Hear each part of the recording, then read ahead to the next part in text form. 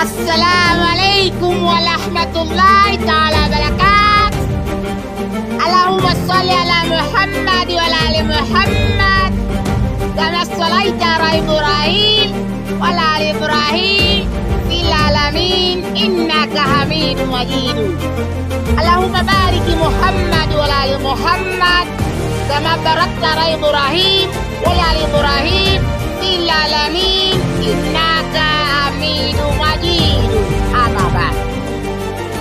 Good morning, good evening all Muslims and non-Muslims including all of Christians and the others.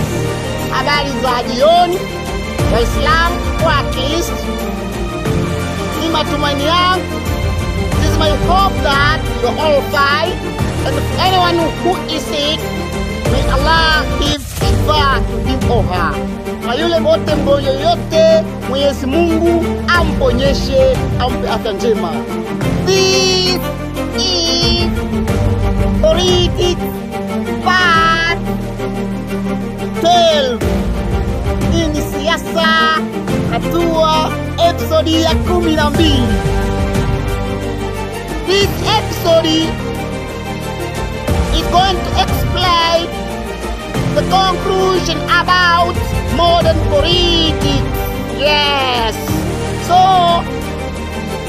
wakati hii inaenda kuelezea hitimisho na muhtasari mfupi wa siasa ya sasa hivi, modern politics. Let's talk about this part. I'm going to explain center powers of modern politics. Nchi kuu 4 ambazo zinashikilia dunia katika siasa sasa hivi, na tunajiona zenye ni bora kuliko nchi zingine zote. Yes, the first country is, nchi ya kwanza ilikuwa inajulikana kama Marekani, that is United States. Kwa nini ilionekana ni nchi kubwa kati ya dunia nzima? Kwa sababu ya military force. But nchi hiyo ya Marekani imekuja kudhihirishwa kuwa yenye ni dhaifu kwa vita iliyokuwa inaendelea baina yake na Iran. Hapo ndipo dunia ikashangazwa kwamba umdhania ndiye kumbe siye, na umdhania siye kumbe ndiye. Yes. So dunia ina siri. Kwa nchi ya kwanza kwa inajulikana kama Marekani, United States, sababu ya kuwepo kwa military force kubwa. La pili kwa ni China. China ni nchi kubwa kwa sababu ina population kubwa sana, at the same time ina good economic status, ina mikakati ya kiuchumi.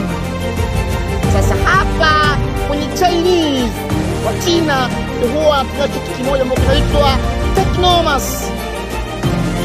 Wanatumia technology in relation to magic power. Hiyo tutakuja kueleza mbeleni huko. Teknolojia yao ni madaraja vizuri, wakandarasi wanaletwa kwa China. Sababu gani? Wao wana teknolojia kubwa, pia watoto wao wanazalisha vipaji vyao wakiwa wadogo. Yes. So that is China. Then what is Russia? Urusi pia ina military force kubwa. Yes. So hiyo ni summarization ya center powers. Lakini nyingine ambayo kidogo inaingia pale inaitwa India. Sasa sana ya kuta ndio hizo. Lakini pia kuna nyingine North Korea, Korea Kaskazini ndio inaingia kwenye center powers. The major ones. From that, I'm going to explain, yes, the challenges of modern politics. Challenges za siasa sasa hivi. Angalia sasa, siasa sasa hivi ni ya utandawazi sana, ni ya globalization. Unapoharibu kwenye nchi yako ukadhoofisha taifa, taarifa zako zikasambaa sana worldwide. That is globalization. Mfano, Tanzania ilipoingia kwenye machafuko, dunia nzima ilijua, sababu ni utandawazi. Mambo yalifichwa, kujua watu gani walifariki, lakini uhalisia ulionekana. Na kuomba serikali isije ikafanya makosa kutosikiliza raia. Very stupid habits. Ukiwa kiongozi ukaacha kusikiliza raia, unaua nchi, unaharibu. Yes. So from that pia kuna utandawazi, mtandao ni mingi, social media, kuna watu wenye wanaitwa deep thinker, wana falsafa, wanaibuka sana sasa hivi. Yes, sababu dunia inaendelea sana, watu wamesoma, wanaelimika, wale wanaotumia elimu vizuri. Sio wasomi wengi ambao wanakariri kuwatia, hawajui maisha yanaendaje, hao hawahitajiki. So, hey university students and all students all over the world, including Tanzania, make sure that you use your education in this. Tumia elimu yako kusaidia jamii. Yes, that is, hiyo ni big thing. Wanakuja wengi sana. Ukiwa kiongozi kwenye modern politics, kwenye siasa sasa hivi, kuna challenge nyingi sana zitatokea. Hakikisha unakuwa na political tolerance, unakuwa na uvumilivu wa kisiasa, unatumia idea zile za kisasa kuboresha uongozi wako na si kuwachukia. Change. So hiyo ndio ilikuwa globalization, utandawazi katika siasa. Kwa sasa hivi vitu vinaenda kidijitali, ukiharibu. Kumbuka sasa, unaanza kufanya uchunguzi kama kiongozi, ukajifanya ni mwovu kupitia social media tu, kupitia mitandao ya kijamii, unajulikana ni mwovu. Yes, na hairuhusiwi, haupaswi politically kuzima interneti, kufungia mtu akiwa anaongea kweli, sababu ndio modern politics iko hivyo. Siasa hivi ni ya utandawazi, vitu vinaenda mbashara, kama umekosea kukosolewa. Yes, so make sure that you use the knowledge, the ideas from various stakeholders. Wanaharakati huru, tumia mawazo yako kuendeleza nchi, but usije kutumia ukadhoofisha kisa na kwa kweli. Kweli unauma siku zote, lakini haipaswi, unapaswa kubadilika. Hey, political leaders, change, sio kuchukia watu.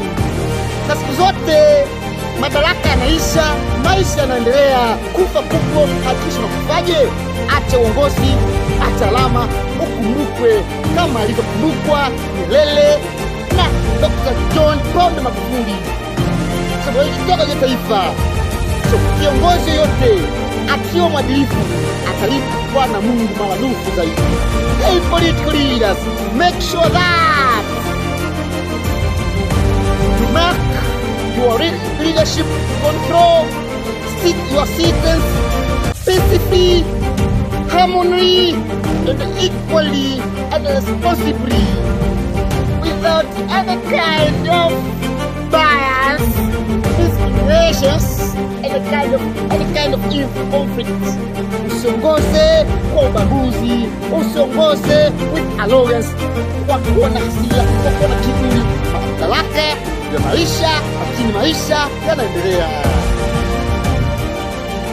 So, conclusion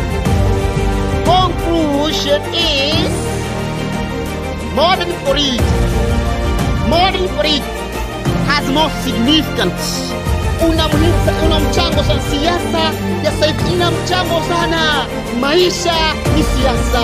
Maisha bila siasa hayaendi, kwa sababu hata dini inaeleza kwenye kundi la watu tunakuwa na kiongozi. Kwa sasa kama ni kiongozi unaaminiwa